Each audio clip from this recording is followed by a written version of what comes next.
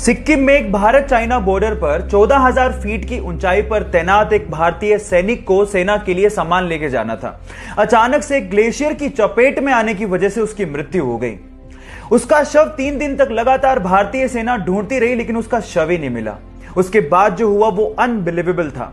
कहा ऐसा जाता है कि उस सिपाही ने अपने एक साथी के सपने में आके बताया कि उसका शव कहां है। अगले दिन सुबह जब उसके शव को ढूंढा गया तो ठीक उसी जगह पर उसका शव मिला। जी हां, मैं बात कर रहा हूं बाबा हरभजन सिंह की।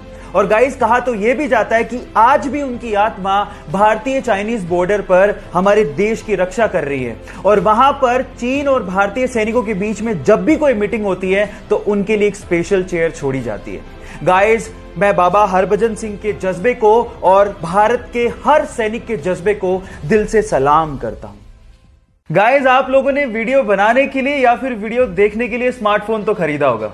कौन सी कंपनी का खरीदा है? ओप्पो का, वीवो का, रियलमी का या फिर वन प्लस का?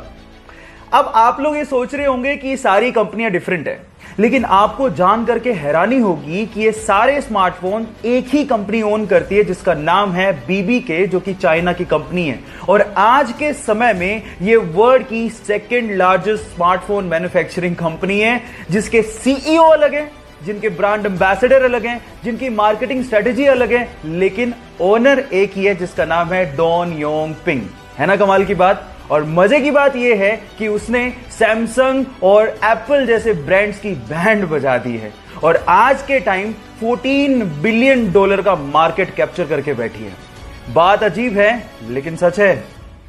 दुनिया के 4 अरबपतियों की 4 मोस्ट पावरफुल हैबिट्स में से आखिरी हैबिट मैंने ली है इंडिया के रिचेस्ट पर्सन मुकेश अंबानी जी से। सपने बड़े देखो, काम ज्यादा करो लेकिन बातें कम करो। इस चीज को मुकेश अंबानी जी हमेशा फॉलो करते रहे। धीरूभाई अंबानी जी के जाने के बाद लोगों को लगने लगा था कि मुकेश अंबानी बिजनेस को इतना आगे नहीं बढ़ा पाएंगे, लेकिन अपने काम से मुकेश अंबानी जी ने उन सबको गलत साबित कर दिया।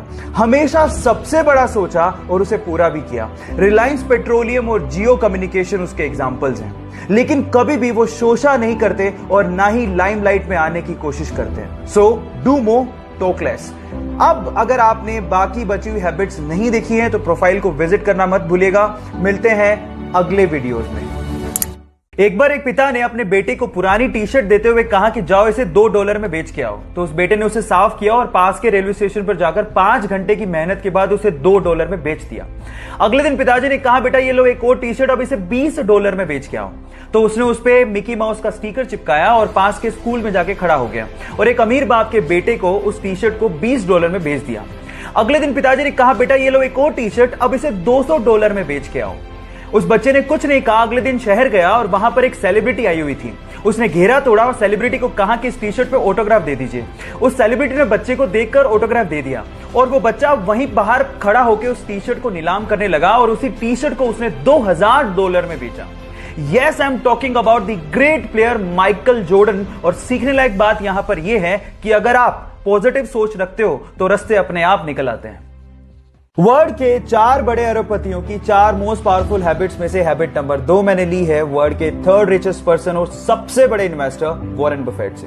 वो ये कहते हैं कि अगर आप किसी एक बड़े आइडिया को हां कहते हो तो आपको 100 छोटे छोटे आइडियाज को ना कहना पड़ेगा, चाहे वो कितने भी प्रभावशाली क्यों ना हो। हर इंसान एक ही समय में बहुत सारी चीजों पे फोकस नहीं कर सकता, इसीलिए किसी एक आइडिया पर फोकस करना तो इंपॉर्टेंट है ही, बाकी चीजों से अपना ध्यान हटाना भी उतना ही ज्यादा इंपॉर्टेंट है।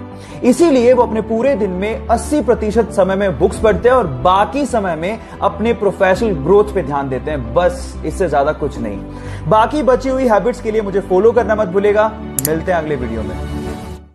दुनिया के 4 अरबपतियों की 4 मोस्ट पावरफुल हैबिट्स में से हैबिट नंबर 3 मैंने ली है दुनिया के सबसे युवा अरबपति और फेसबुक, व्हाट्सएप और इंस्टाग्राम के ओनर मार्क जकरबर्ग से।